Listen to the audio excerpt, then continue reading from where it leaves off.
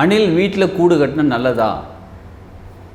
மற்ற பறவைகளும் வீட்டில் கூடு கட்டினா நல்லதா? மற்ற பறவைகள் பற்றி அப்பப்போ அடுத்த வீடியோவில் பார்த்துக்கலாம். அணில் வீட்டில் கூடு கட்டினா நல்லதா? அணில் வீட்டில் கூடு கட்டுறதுனால என்னென்ன நன்மைகள் நடக்குன்றதை இந்த வீடியோவில் பார்க்க போகிறோம். அணில் வந்து தன் குட்டி போட்டு தன்னோட இனவிருத்தி பண்ணணும் அப்படின்னு ஃபீல் ஆகுது.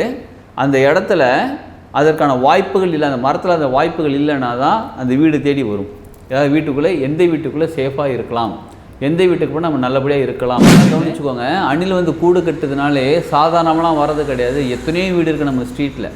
ஏன் அந்த வீட்டுக்கெலாம் போகாமல் இந்த வீட்டுக்கு வந்து கூடு கட்டுது? எத்தனையோ வீட்டில் வந்து குருவிகள் வளர்க்குறவங்க, இல்லை இந்த மாதிரி பறவைகள் வளர்க்குறவங்க, இந்த மாதிரி உயிரினங்கள் வளர்க்குறவங்க நிறைய பேர் இருக்காங்க. அவங்க வீட்டிலலாம் போய் கூடு கட்டாமல் நம்ம வீட்டிலையும் கடவுள் தன்மையில் இருக்கக்கூடிய ராமருக்கே அணில் போய் ஹெல்ப் பண்ணுறாங்கன்னா அணில் எப்படிப்பட்ட எனர்ஜி லெவலில் இருப்பாங்கன்னு பார்த்துக்கோங்க. அப்போ அணில் தடவி கொடுக்குறாரு. நம்ம வீட்டில் கூட அணில் இருக்குது. சில குழந்தைங்களாம் என்ன பண்ணுவாங்க, அணிலை பிடிச்சி துன்புறுத்துவாங்க, பிடிச்சிருவாங்க, பிடிச்சி கூண்டில் அடைச்சி வச்சு வளர்க்குறமாங்க. அதெல்லாம் பண்ணாதீங்க. வாழ்க வளமுடன். Healing hands education healing centre தங்கள் அன்புடன் வரவேற்கிறது. அணில் வீட்டில் கூடு கட்டினா நல்லதா? மற்ற பறவைகளும் வீட்டில் கூடு கட்டினா நல்லதா? மற்ற பறவைகள் பற்றி அப்பப்போ அடுத்த வீடியோவில் பார்த்துக்கலாம். அணில் வீட்டில் கூடு கட்டினா நல்லதா? அணில் வீட்டில் கூடு கட்டுறதுனால என்னென்ன நன்மைகள் நடக்குன்றதை இந்த வீடியோவில் பார்க்க போகிறோம். அதற்கு முன்னாடி ஏப்ரல் 5ஆம் தேதி நம்ம ரேக்கி கிளாஸ் ஆரம்பிக்கிறோம். அதற்கான டீட்டெயிலான வீடியோட லிங்க் டிஸ்கிரிப்ஷனில் இருக்குது. அதை கிளிக் பண்ணி பார்த்துக்கோங்க. ரேக்கியை பற்றி தெரிஞ்சுக்கணும் இந்த வீடியோ காண்டாக்ட் நம்பர் கூட காண்டாக்ட் பண்ணுங்கள். வீடியோவில் இருக்குது காண்டாக்ட் நம்பர்.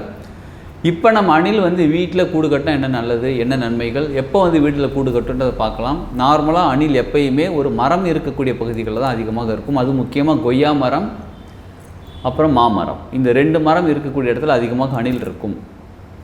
இப்போ அந்த மரத்தில் அந்த அணில் வாழ்ந்தாலும், எந்த மரத்தில் வாழ்ந்தாலும் அது வந்து குட்டி போடணும், ஒரு சேஃபான இடம் வேணும் அப்படின்னு தெரிஞ்சிச்சு. சப்போஸ் அந்த ஃபீல் ஆகுது, அந்த அணிலுக்கு ஃபீல் ஆகுது, ஒரு அணில் வந்து தன் குட்டி போட்டு தன்னோட இனவிருத்தி பண்ணணும் அப்படின்னு ஃபீல் ஆகுது. அந்த இடத்துல அதற்கான வாய்ப்புகள் இல்லை, அந்த மரத்தில் அந்த வாய்ப்புகள் இல்லைன்னா தான் அந்த வீடு தேடி வரும். ஏதாவது வீட்டுக்குள்ளே, எந்த வீட்டுக்குள்ளே சேஃபாக இருக்கலாம், எந்த வீட்டுக்கு போனால் நம்ம நல்லபடியாக இருக்கலாம் அப்படின்னு பிரசவம் பார்த்துக்கலாம்னு வச்சுக்கோங்களேன். பிரசவம் பார்க்குறது நம்ம வீட்டுக்குள்ளே வரும். சரிங்களா?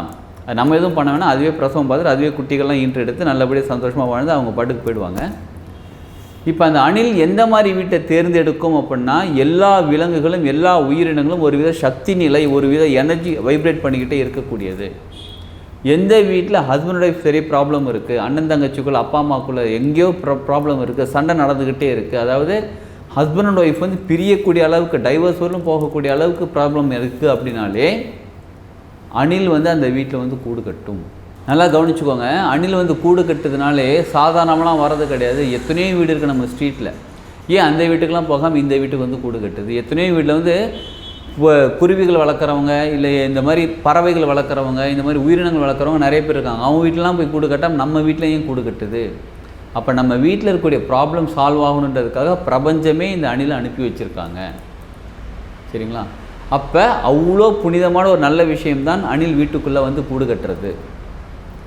அணில் நார்மலாக எப்படி தெரியும், நம்ம எல்லாருக்குமே என்ன தெரியும், அணில் கடித்த கொய்யாக்காய், அணில் கடித்த மாங்காய் சாப்பிட்டா ரொம்ப நல்லதுன்னு, நல்லா டேஸ்ட்டாக இருக்குன்னு சொல்லுவாங்க. நீங்கள் யாராவது சாப்பிட்ருந்தீங்க? ஏன் ஆமாங்க, நானும் சாப்பிட்ருக்கேன். ஒரே மரத்தில் ஒரு கொய்யாக்காய் சாப்பிட்டேன், சுமாராக இருந்துச்சு. இது அணில் கடித்த கொய்யாக்கான்னு ஒன்று இருந்துச்சு, அது சாப்பிட்டா இன்னும் நல்லா டேஸ்ட்டாக இருந்துச்சு. நீங்கள் யாராவது ஃபீல் பண்ணியிருக்கீங்க, இந்த மாதிரி சாப்பிட்ருக்கீங்கன்னா நீங்கள் கமெண்ட் பண்ணுங்கள். நீங்கள் எப்படி அதை உங்களோட அனுபவத்தை சின்னதாக கொஞ்சமாக கமெண்ட் பண்ணுங்கள். அதாவது சின்ன 4-5 வரிகள் 10 வரிகளுக்குள்ளே கமெண்ட் பண்ணுங்கள். சரிங்களா? சரி, அப்போ அணிலுங்கிறது சாதாரண விஷயம் கிடையாது. இப்போ அந்த காலத்தில் சொல்லுவாங்களே, ராமர் கதையை கேட்கும்போது ராமர் வந்து அணிலை வந்து அப்படி தடவி கொடுத்தாரு, அதனால தான் அந்த அணிலுக்கு 3 கோடு வந்துச்சுன்னா கதை சொல்லுவாங்க பாருங்கள். அப்போ அணில் உதவி செய்யக்கூடிய தன்மை கொண்டது. ராமருக்கு எப்போ போய் சேர்ந்தாங்க அணில்? சீதா அம்மாவை பிரிஞ்ச பிறகு, தன்னோட ஒய்ஃபை பிரிஞ்ச பிறகு ராமருக்கு போய் ஹெல்ப் பண்ணுறதுக்காக போகிறாங்க. அப்போ கடவுள் தன்மையில் இருக்கக்கூடிய ராமருக்கே அணில் போய் ஹெல்ப் பண்ணுறாங்கன்னா அணில் எப்படிப்பட்ட எனர்ஜி லெவலில் இருப்பாங்கன்னு பார்த்துக்கோங்க. அப்போ அணில் தடவி கொடுக்குறாரு. நம்ம வீட்டில் கூட அணில் இருக்குது. சில குழந்தைங்களாம் என்ன பண்ணுவாங்க, அணிலை பிடிச்சி துன்புறுத்துவாங்க, பிடிச்சிருவாங்க, பிடிச்சி கூண்டில் அடைச்சி வச்சு வளர்க்குறமாங்க. அதெல்லாம் பண்ணாதீங்க. ஃப்ரீயாக விடுங்க, அது பாட்டுக்கு சுதந்திரமாக வளர்ந்துட்டு இருக்கட்டும்.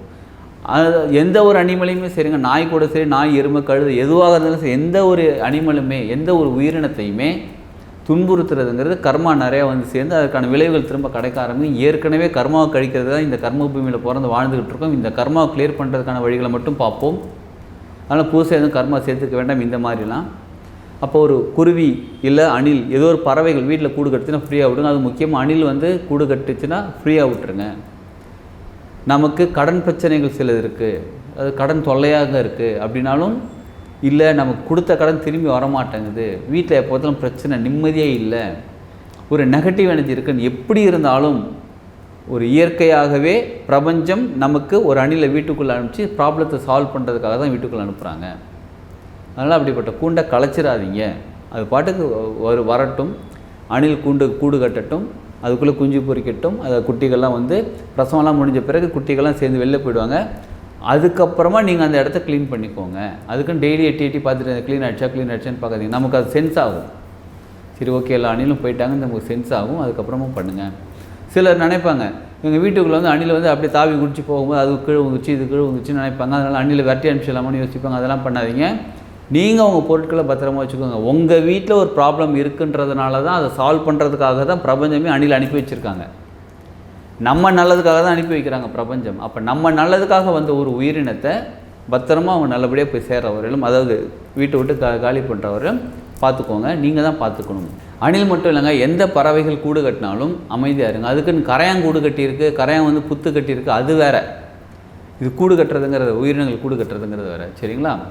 அதனால் கூடு கட்டுச்சுன்னா அமைதியாக இருங்க, சந்தோஷப்படுங்க. முதல்ல ஜாலியாக இருங்க. அப்பாடா, நமக்கு வந்து ஏதோ ப்ராப்ளம் இருக்குது போல இருக்குது, இறைவனே அனுப்பிச்சி வச்சுருக்காங்க, இது சரி பண்ணிவிடுவாங்க, இந்த ப்ராப்ளம் சால்வ் பண்ணி நம்பிக்கையோடு இருங்க. நிச்சயமாக உங்கள் வாழ்க்கை சூப்பராக செழிப்பாக மாறிடும்.